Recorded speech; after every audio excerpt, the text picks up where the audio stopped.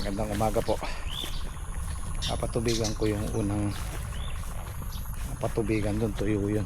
May tanim na baka mahilaw. So mamayang hapon natin isisingit tong kapraso na to. Pipitas muna tayo ng talong sa James Squad. Bagsak ang presyo ng talong. Bagsak.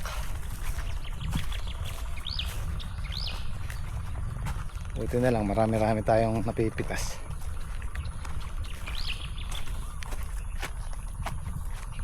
Jape, meron kang diesel dyan? Ito hindi pa nalinisan to eh. Ilan na lang to, sa mga 10 tudling na lang siguro to, para mamayang hapon. Basa pa yan ah, no? Kailangan, nakalimutan ko yung bayo nito.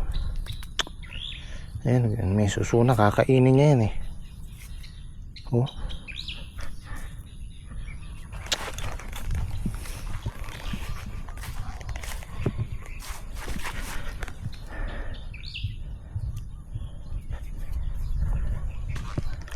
Ito, tuyo to eh. Ito yung una namin pinatubigan ni JP.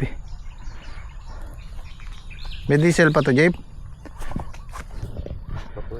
Ah, tipid naman to sa diesel eh. Ayun, maliit na makina lang siya. Oh, tayo pa. Yan ang sinasabi kong maluwag. Ayan o. Ayan o. Pesti kayo. Pesti. Ayan o. Lalo na pag tumubo yan, kakainin nila yan eh.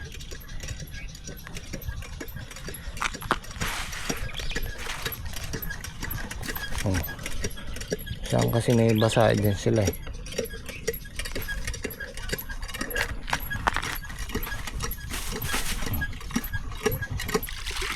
Yan, kagaya yan, pinatayo ko yung tubo na yan. Sariling gastos ko. Tapos pagka tapos natin dito 3 months na lang, iiwanan na lang dyan yan. Pero ito siguro dadali namin. Ito, mahal din to. Ito yung poso, yan na lang kukunin namin.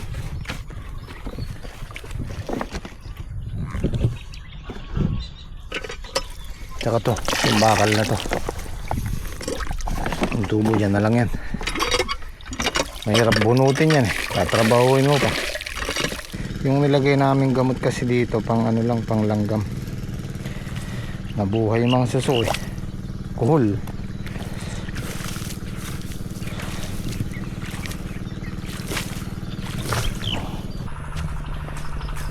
So nagkalkal ako ng mga ilang butas. Nakita ko kasalukuyan silang pumuputok, naglalabas ng ugat. So pinatigil ko muna, baka masamid eh.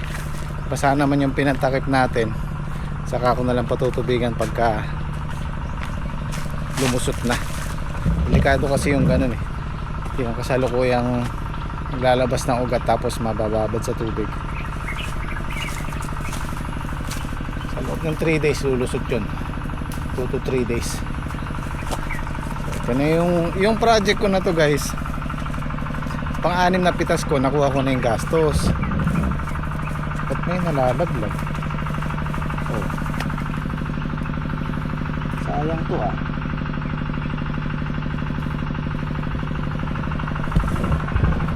Yung pang-6 nakuha ko na yung gastos. Tapos yung pang-7 pitas naka 10,000 plus ako. So kita ko na yon. Siguro kikita ko dito mga 40 hanggang 50k. Oh, di ba? Maliit lang. Halos kalahati, mahigit kalahating lata lang. Kaya nasabi ko, yung hindi ko inaasahan kikita ko rito dahil experiment ko lang to. Sinubukan ko lang, eh maganda kinalabasan. So, thank you Lord.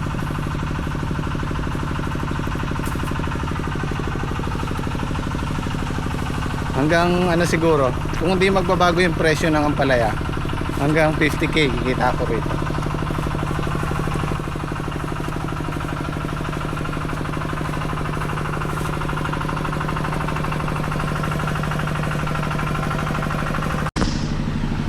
Nako, sayang ang diesel, umaandar pa pala. Kamote. Kalimutan kong patayin.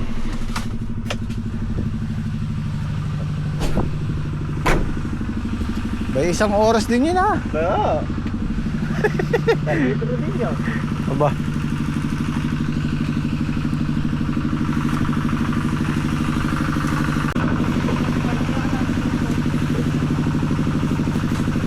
Ganda pa rin ng talong. Ganda pa rin. Kaya lang pag tagaraw talagang ganito, namumuti sila. Pero marami pa namang magandang ganito.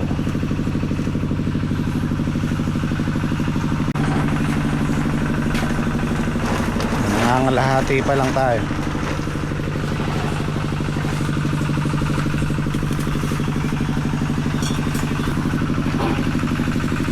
Dede ito?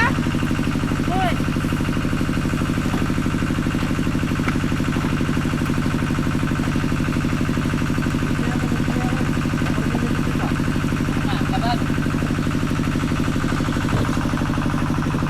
Patro sa Kenny.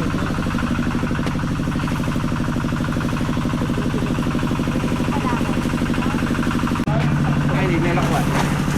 280 kilos. 300 na to. 600 kilos na to. 50 yung good tsaka yung segunda. 600 plus.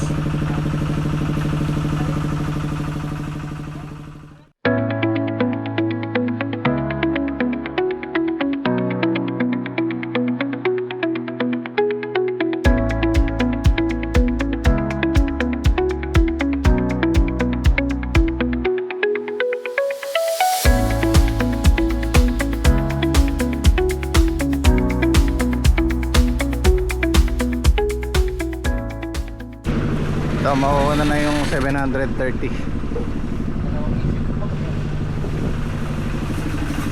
Yan, 820 yung total. 660 yung good. At saka 160 yung segunda. Oh, kain tayo.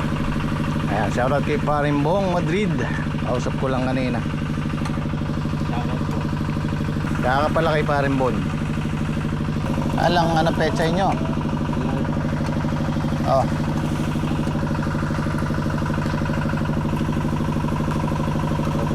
Lulusong na kayo doon yan, Treg? Didinig kami. Eh, kayo na muna kayo. Malapit na lumusot yung pinaghirapan ng gym squad. Yung mga 2 days pa lulusot na yun.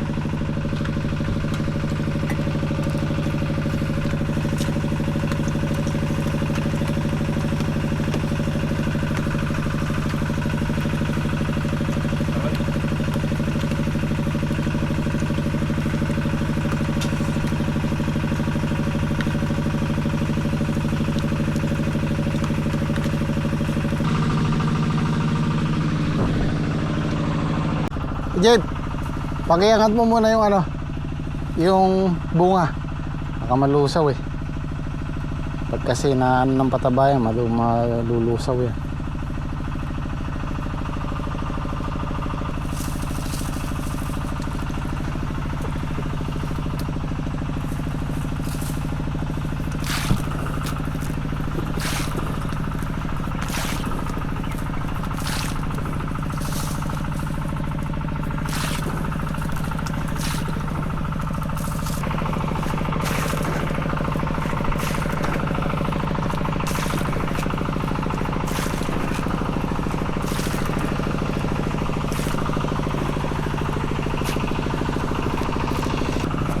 Laki na ito. Naku. May hinog na jeep oh.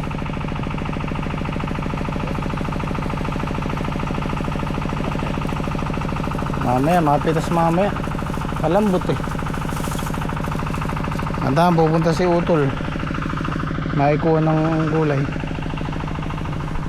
Sino po? Kuya ko.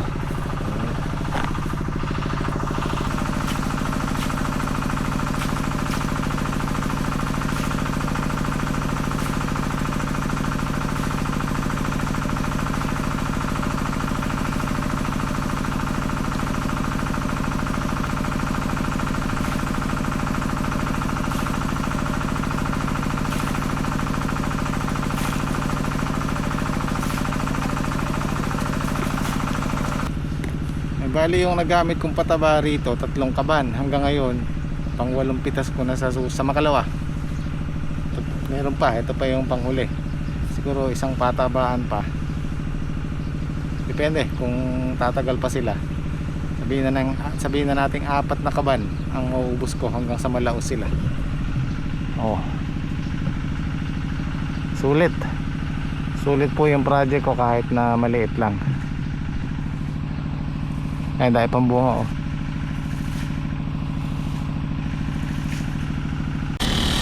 So, hindi tayo nakapag-spray kahapon ang schedule niyan. Ngayon na lang. Jake! Ano? Ngayon na lang.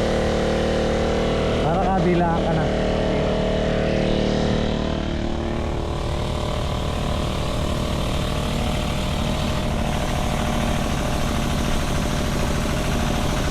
Ito lang yung napapansin ko sa Chaytay.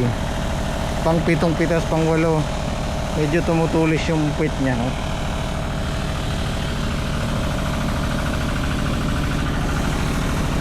Ayan, no? Pero okay lang yan. Maganda pa rin yan.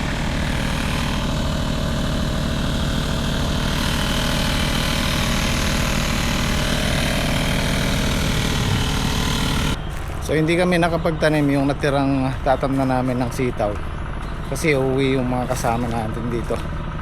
Babalik na lang sila bukas ng maga. So bukas na lang tayo magtatanim, bukas na tayo tutuloy yan. At ang gym squad lumusong na sa farman dahil kailangan nalang diligan yung ampalaya.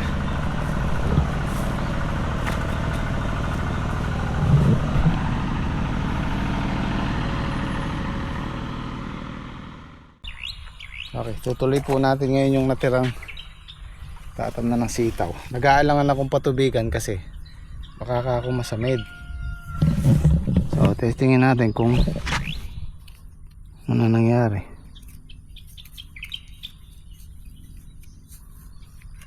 Ayun, oh. Sa lukuhin silang pumuputok oh. Oh. Ito kasi pag napatubigan siya, masasamid. So siguro aanuhan ko na lang, i-sprayan ko na lang ng knapsack. Babasahin ko yung ibabaw para hindi mabigla sa tubig. Bumili na ako ng bayonet pang suso, pang kuhol. Pag pinatubigan sasabay natin para kasi kakainin ng suso yan pag tumubo yan pag lumitaw. Ayan o. Pag yan lumitaw yung puti niya, kakainin na niya, puputulin niya o.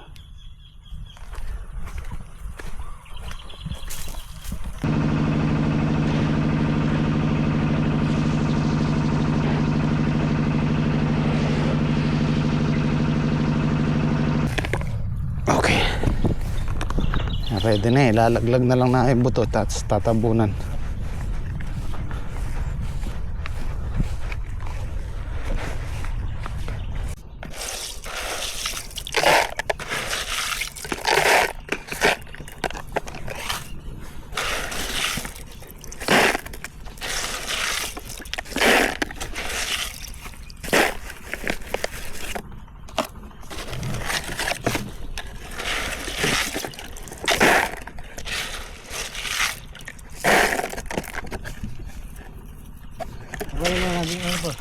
Dalawa lang. Tatlo. Tatlo.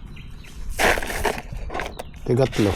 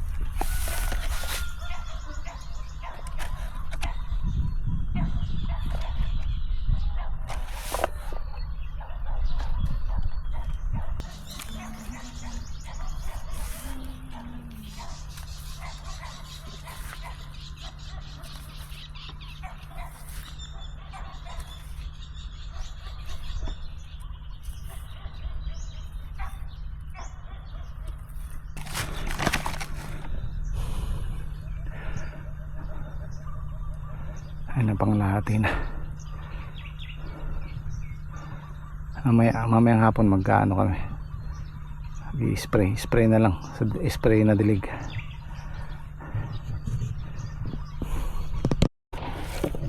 Nauubos pala yung 6 na kilo. Kaya meron nyo saya? Eh, labad ko na to lahat. Pasok yung 6 na kilo.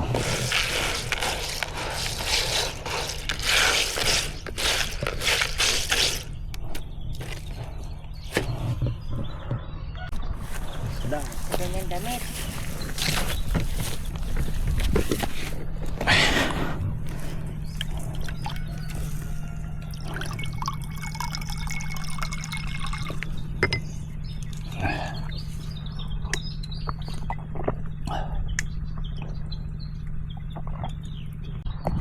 Balikan na lang kami dito.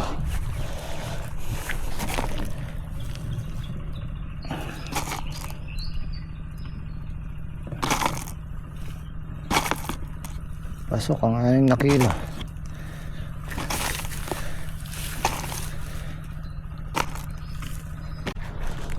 Ay, kinapos pa ng mga itong walang yung dulo na to. Ito ng mga 2 dakot pa. Ito na lang, isang tudling. Okay na. Ayos na ang buto-buto. Hintay na lang tayo. Lilinisin pala namin yung makapal na yun. Babawasan namin ng konti.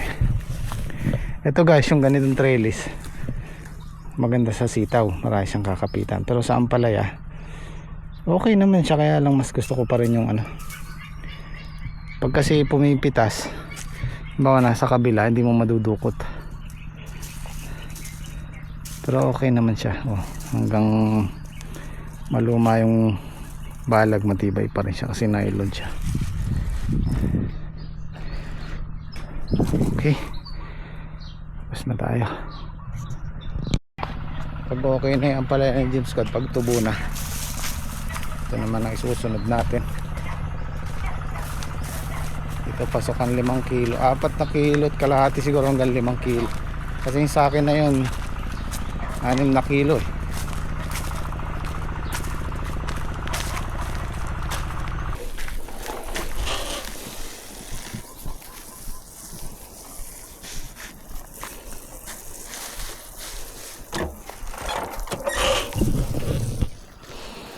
Kailangan kasi mahina lang yung pressure niya para hindi siya mahukay. Saktong basa lang.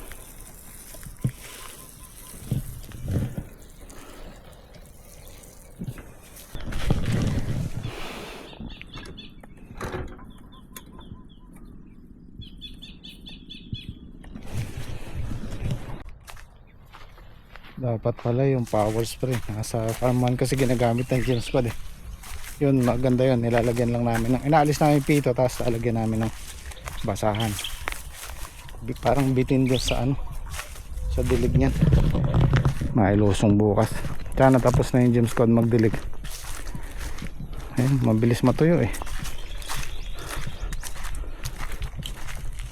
Ulitin na lang bukas. Meron po tayong mga viewers na nagtatampo sa akin. Minsan nagagalit pa, hindi daw ako nagre-reply sa mga message. Unang-una po, humingi ako ng pasensya kasi sobrang busy lang talaga. Kung 10 message, 20 message kaya kong replyan, pero kung dadami pa doon, pasensya na po. Kaya kung minsan mapapansin nyo yung mga paliwanag ko sa video tungkol sa mga tanong nyo, tanong ng karamihan, kaya madalas nagpapaliwanag ako para sa lahat ng mga nagtatanong, para at least isang ano na lang, 'di ba? Kasi yung opportunity dumating po sa akin na to sinasamantala ko lang. Pwedeng mawala ito bukas, pwedeng mawala next month or next year. Kaya sana naintindihan niyo yung sitwasyon ko kasi hindi po talaga kaya yung isang araw or isang oras na wala ako dito sa farm Malaking Kawalan. Kasi ayokong pabayaan tong mga tanim namin. Alam nyo na yung pagmamanage, kailangan nandito ako araw-araw. Kasi lalo na ngayon, ilan na kami? 8, di ba? Kaya mahirap, medyo kuminsan, hindi lang minsan, madalas nai-stress ako pagka hindi maganda yung kinalabasan ng tanim namin o ano, yung gastos, di ba? Lalo na ngayon, yung diesel napakamahal. Ito po yung sitwasyon ko, na ipaliwanag ko na po ito dati sa mga nakaraang video ko. Lulusong ako ng maaga dito sa farm. Dito ako nag-aalmusal, dito ako nanananghalian. So hindi ko na nakakasabay yung family ko. Uwi ako sa bahay, mag-edit. Hindi ko na rin kumisan, hindi lang kumisan, madalas hindi ko na nakakasabay sa hapunan yung mga anak ko. Kasi nga mag-edit ako, minsan naabot ako ng 9:30, alas 10.